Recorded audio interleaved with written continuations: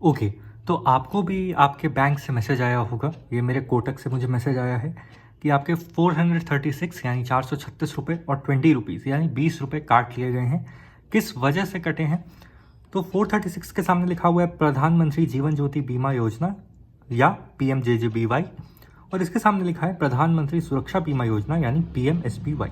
अब देखो, दोनों जो हैं वो सोशल सिक्योरिटी स्कीम है एक तरह से इंडियन गवर्नमेंट के द्वारा, जिसमें कि आपको इंश्योर्ड जो मनी है वो मिलती है। दोनों इंश्योरेंस हैं, और अगर सिंपल तरीके से बोलें तो बस जो कंपनीज इंश्योरेंस देती हैं ये डायरेक्टली गवर्नमेंट की तरफ से है। ये भी कंपनी आपको फैसिलिटेट करती है, लेकिन गवर्नमेंट की तरफ से है, इसलिए इतना सस्ता है।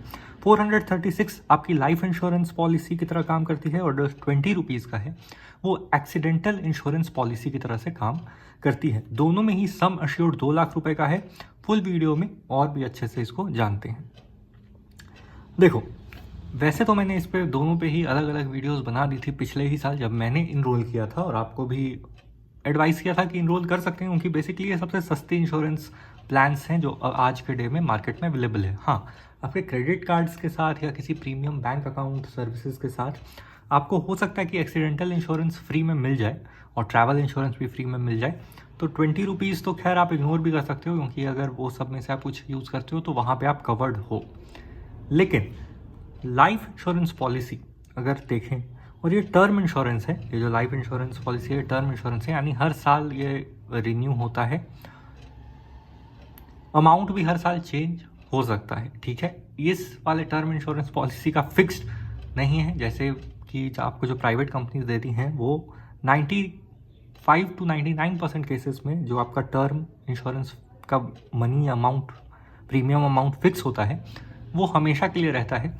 लेकिन ये गवर्नमेंट बैक्ड है, इसलिए वैसा कुछ नहीं है, क्योंकि ये पिछले साल अगर आपको याद हो तो ये सिर्फ 330 रुपीज़ का था, प्रधानमंत्री जीवन ज्योति बीमा योजना PMJJBY, और सिर्फ 12 रुपये, हाँ पूरे साल के सिर्फ 12 रुपये, ठीक है, ये ईयरली पेमेंट्स होते हैं। पूरे साल के सिर्फ 12 रुपये के थे प्रधानमंत्री सुरक्षा बीमा योजना PMSBY, यानी महीने के सिर्फ 1 रुपये हुए, ठीक है। अब आते हैं दोनों के बेनिफिट्स और क्या आपको लेना चाहिए, बंद करवाने के क्या तरीके हैं वगैरह वगैरह। सबसे पहले आ जाते हैं बैंक के ऊपर, क्योंकि यहाँ पे मैं एक चीज़ बहुत क्लियर करना चाहता हूँ। SBI जो है उसने अभी तक भी डायरेक्टली ऐप के थ्रू 1 क्लिक इस प्लान में इनरोल होने की जो स्कीम है वो शुरू नहीं की है।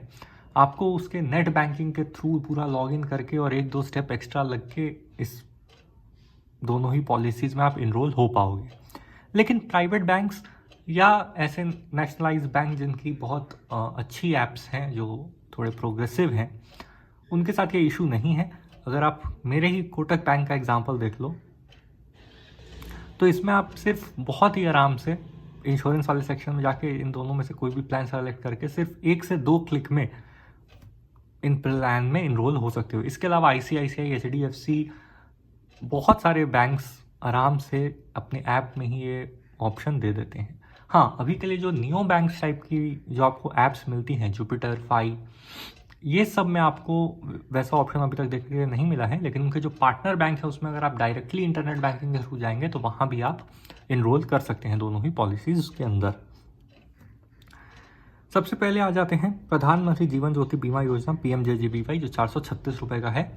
ये लाइफ इंश्योरेंस पॉलिसी है, टर्म टाइप की लाइफ इंश्योरेंस पॉलिसी है। टर्म टाइप की लाइफ इंश्योरेंस पॉलिसी मतलब क्या होता है कि हर टर्म यानी हर साल के लिए आपको स्टार्टिंग में एक प्रीमियम अमाउंट देना होता है, एग्जाम्पल के लिए 436 रुपये, और आप उस पूरे साल के लिए कवर्ड रहते हो।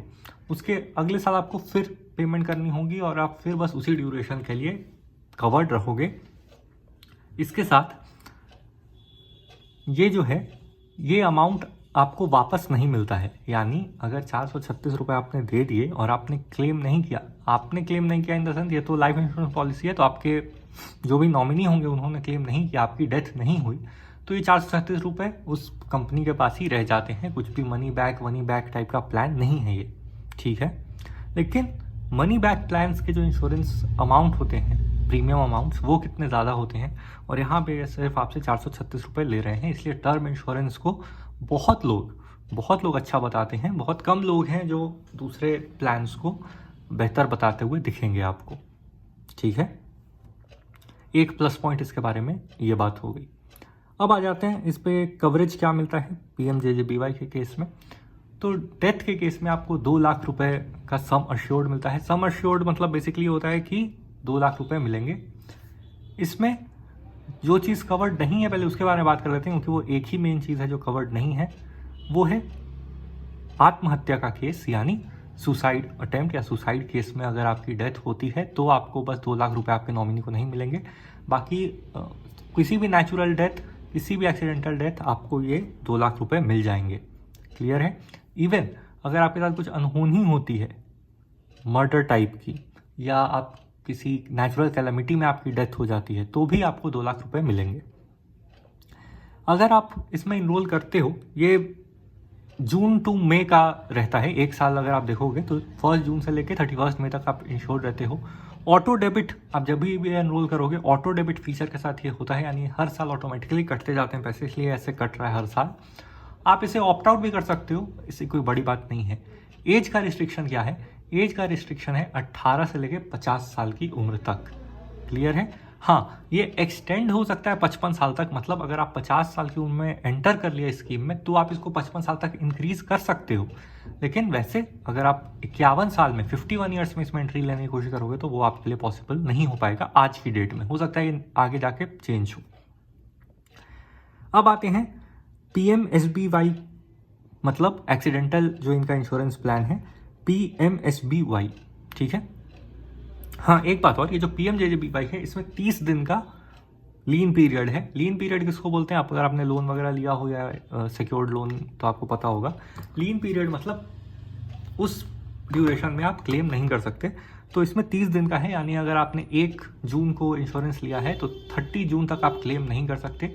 1 जुलाई या उसके बाद ही डेथ होगी तो ही आप क्लेम कर पाओगे। क्लियर हो गई बात? अब आते हैं कि हाँ, एक छोटी सी चीज़ और, PMJJBY में आप बाद में भी इनरोल कर सकते हो। जैसे अगर जून जुलाई में आपने इनरोल नहीं कर पाया, आप अगस्त में इनरोल करना चाहते हो तो भी आप इनरोल कर सकते हो।